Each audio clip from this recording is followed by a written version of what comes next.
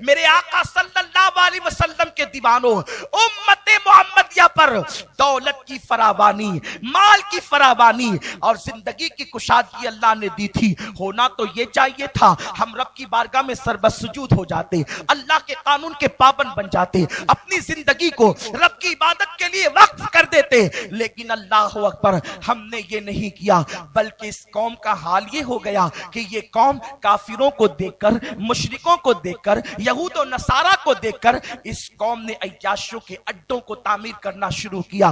اب اس قوم کو اس وقت تک چین کی نیند نہیں آتی جب تک کہ یہ قوم زنا کے مناظر نہ دیکھ لے، یہ قوم اس وقت تک کہ اپنے آپ کو اسمارٹ تصور نہیں کرتی جب تک کہ زنا کے اڈوں پر حاضری نہ دے دے۔ میرے پیارے آقا علیہ السلام کے پیارے دیوانوں، اپنی گفتگو کو آگے بڑھانے سے پہلے آپ کو بتا دینا چاہتا ہوں، طاقت کی بنیاد پر گناہ مت کرو، دولت کے غرور میں گناہ مت کرو، زندگی کے غرور میں گناہ مت کرو۔ وہ میرا رب ہے جس نے بڑے بڑے بادشاہوں کو قبر کی مٹی میں ملا دیا، دودھ اور چندن سے غسل کرنے والے بادشاہ آج ان کی قبروں کا نشان بھی موجود نہیں ہے، سروں کے اوپر سچے موتی کے تاج رکھنے والے بادشاہ آج ان کی قبروں پر کوئی چراغ جلانے والا نہیں، ان کے محلات کھنڈرات میں تبدیل ہو چکے ہیں۔ اور سن لو، زنا وہ بدترین جرم ہے، شراب و شباب وہ بدترین جرم ہے، موسیقی وہ بدترین جرم ہے۔ ان جرائم کا ارتکاب کرنے والوں کو اللہ تبارک و تعالی اس بدترین عذاب میں مبتلا کرتا ہے کہ ان کے گناہوں کی نحوست صرف ان تک محدود نہیں رہتی، ان کی اولاد تک پہنچ کر کے رہتی ہے۔ بعض گناہ ایسے ہیں جو کرنے کے بعد معاف کر دیے جاتے ہیں، بغیر توبہ کے معاف کیے جاتے ہیں، وہ کریم ہے۔ بعض گناہ ایسے ہیں اس وقت تک معاف نہیں ہوتے جب تک توبہ نہ کی جائے، اور بعض گناہ ایسے ہیں جس کی نحوست صرف گناہ کرنے والے کو ملتی ہے، دوسروں کو نہیں، اور بعض گناہ ایسے ہیں جس کی نحوست نسلوں تک باقی رہتی، اور بعض نیکیاں ایسے کہ جس کی برکتیں نسلوں تک باقی رہتی۔ کیا تم نے نہیں سنا کہ 2 یتیم بچوں کا خزانہ کھلنے والا تھا، ننگا ہونے والا تھا اور لوگوں کے ہاتھ لگنے والا تھا، تو اللہ نے اپنے 2 پیغمبروں کو بھیج کر ان یتیموں کے خزانوں کو چھپانے کا حکم دیا اور وہاں دیوار تعمیر کروائی۔ کیا اللہ کا پیغمبر دیوار تعمیر کرنے کے لیے آتا ہے؟ کیا اللہ کا نبی کسی کی دیوار بناتا ہے؟ گارا مٹی اینٹیں رکھنا کیا کسی نبی کا کام ہے؟ ہرگز نہیں۔ لیکن میرے اللہ نے اپنے 2 جلیل القدر پیغمبروں کو حکم دیا کہ ان کی دیوار تعمیر کرو۔ سید المفسرین حضرت ابن عباس فرماتے ہیں ان یتیم بچوں کو آخر یہ فضیلت کیوں ملی کہ ان کی دیوار تعمیر کرنے کا حکم اللہ نے 2 پیغمبروں کو عطا فرمایا؟ وجہ یہ تھی کہ اوپر کی 11ویں پشت میں جو ان کا دادا تھا وہ نیک انسان تھا، 11ویں پشت میں اوپر کا دادا نیک انسان تھا، تو اس نیک دادا کی برکتیں 11ویں پشت کے پوتوں کو بھی ملتی ہوئی نظر آئی۔ اگر اوپر کا دادا نیک ہو تو اس کی برکتیں 11ویں پشت کے پوتوں کو بھی ملتی ہے، اس شان سے کہ اللہ کے پیغمبر ان کے خزانے کے محافظ بنتے ہیں، ان کی دیوار تعمیر کرتے ہیں۔ اور اگر اوپر کی پشتوں میں مجرم ہو تو ان کے گناہوں کی نحوست نیچے کی اولاد کو بھی ملتی۔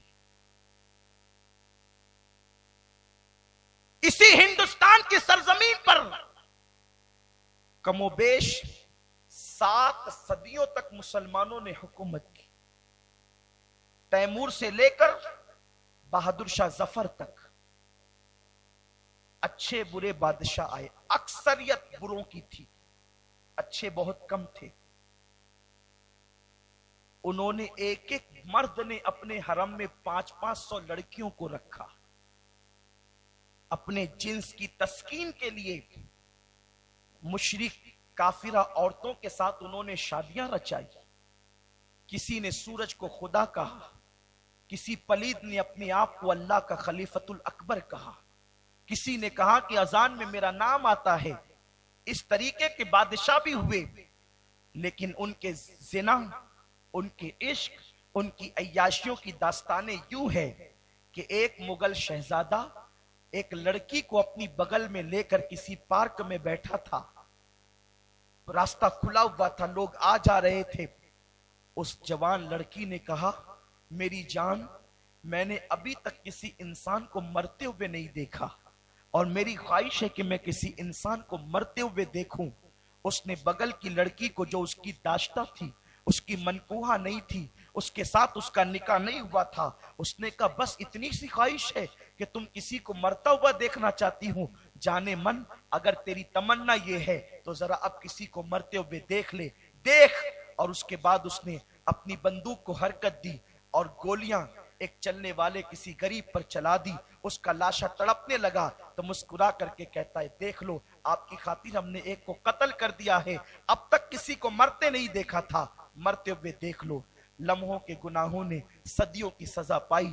उसके बाद पता है, मुगलों को जब जवाल आया, बहादुर शाह जफर अगरचे मुजरिम नहीं था, अगरचे बदकार नहीं था, अगरचे जानी नहीं था, बहादुर शाह जफर उन लोगों के साथ रहता था जिन्हें दुनिया फजले खैराबादी के नाम से जानती है, मुफ्ती सदरुद्दीन आजुर्दा के नाम से जानती है, काफी मुरादाबादी के नाम से जानती है। इतने मुकद्दस उलमा के दरमियान रहने वाला बहादुर शाह जफर जिस वक्त उनको जवाल आया और अंग्रेजों की कैद में आया, तो उसने जेल में आने के बाद दूसरी सुबह को कहा, सुबह के वक्त तो मुझे नाश्ते की आदत है, नाश्ता लाओ। अंग्रेजों ने कहा ठीक है, हम तुम्हें अभी नाश्ता पेश किए देते हैं। जब एक तश्त खूबसूरत ला करके रखा गया, उस पर कपड़ा ढका हुआ था, बहादुर शाह जफर को कहा गया, बादशाह आपका नाश्ता आ गया।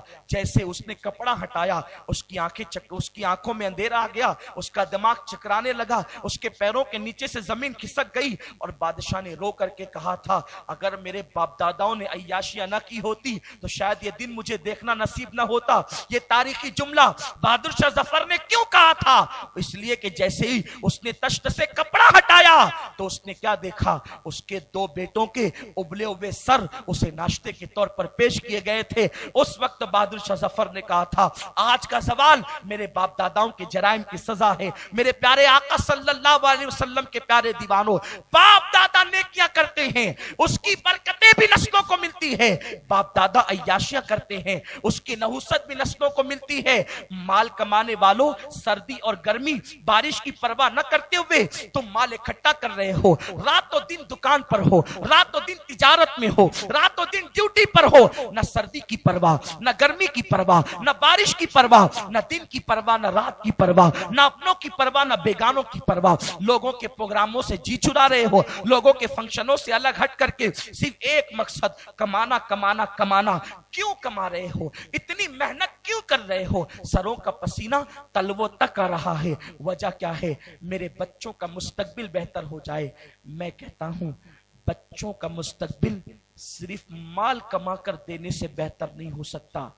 अगर तुमने माल औलाद को दे दिया और तुम्हारे करतूत अच्छे न रहे और तुमने जराइम में अपनी जिंदगी को गुजारा, तो माल होने के बावजूद तुम्हारी नस्लों को तुम्हारे गुनाहों की नहुसत पहुंच कर रहेगी। वो बेचैन और बेकरार जिंदगी गुजारेंगे। मेरे प्यारे आका अलैहिस्सलाम के प्यारे दीवानों, आपको हैरत हो रही होगी कि ये कैसे हो सकता है कि बाप दादाओं के जराइम की नहुसत औलाद को मिले। ये बात हुजूर गौसे पाक ने भी कही थी। सरकार गौसे पाक फरमाते हैं, अहले इराक कभी आबाद न रह सकेंगे, क्योंकि खूने हुसैन का बदला उनसे क़यामत तक लिया जाता रहेगा। खूने हुसैन उन्हें कभी चैन से रहने नहीं देगा। और आप देखें, जब से इमाम हुसैन की शहादत हुई है, उस दिन से लेकर के आज तक के, अल्लाह अकबर, तकरीबन 13 सदियां बीत चुकी है।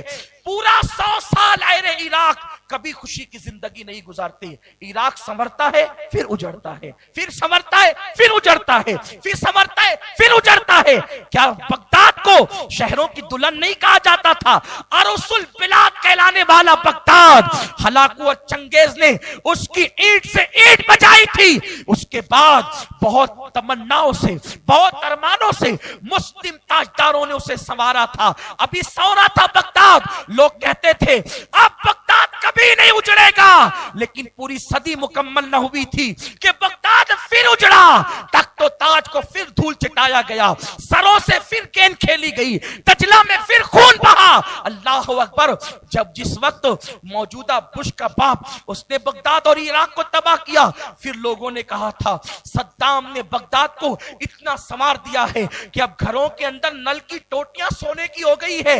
अब कोई बगदाद की तरफ या इराक की तरफ आंख उठाकर नहीं देखेगा। लेकिन फिर लोगों ने देखा कि मौजूदा बुश ने फिर बगदाद की और इराक को की ईंट से ईंट बजाई। सद्दाम की शहादत के बाद, अल्लाह अकबर, और बुश के जवाल के बाद फिर लोगों ने कहा था अब जंग के आसार खत्म हो गए हैं, अब फिर ठंडक आ गई है, अब अमेरिका की फौज निकल रही है, अब बगदाद फिर दुल्हन बनेगा, अब इराक फिर सौरेगा, अब इराक के अंदर फिर बहारें आएगी, अब इराक उसी दौर का इराक होगा, गौसुल आजम के दौर का इराक, इमाम गजाली के दौर का इराक। इस तरीके से लोगों ने कयास आराइयां की थी। क्या कोई ये तसव्वुर कर सकता था कि लंबी दाढ़ियां रखने वाले दाइश फिर कभी इराक के कातिल बनेंगे? लेकिन लोगों ने देखा अमरीकी तो बम से उड़ा रहे थे, दाइश ने छुरी से उनकी गर्दनों को काटा है। ये क्या है?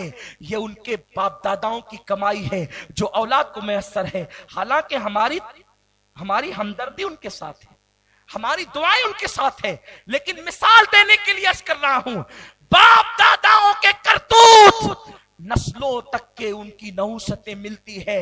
मेरे आका सल्लल्लाहु अलैहि वसल्लम के दीवानों, आज अल्लाह ने तुम पर माल की फरावानी की।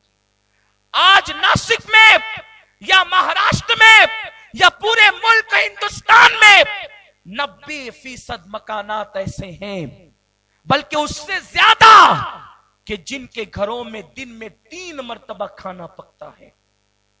3 मर्तबा घर में खाना खाने वाले फिर पिज्जा से भी अपना पेट भरते हैं।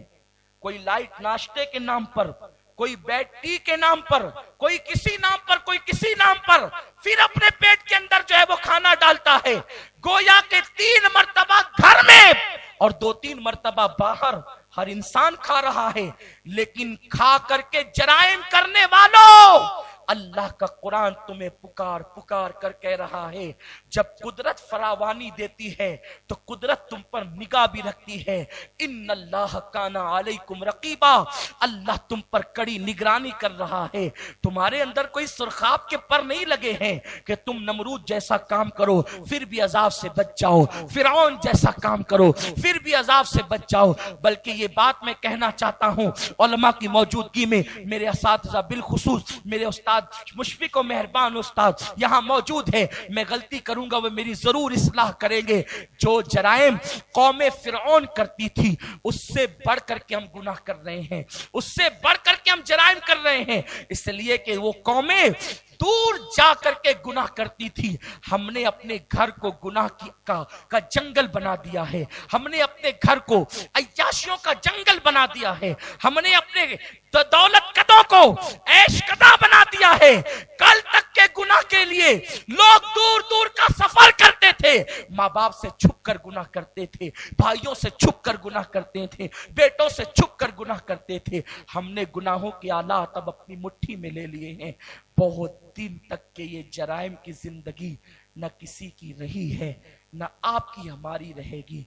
एक दिन वो जरूर आएगा, ये रात की रंगीनियां तुम्हें तुम्हारी कब्र की उजड़ी हुई रातों को से 2-4 कर देगी।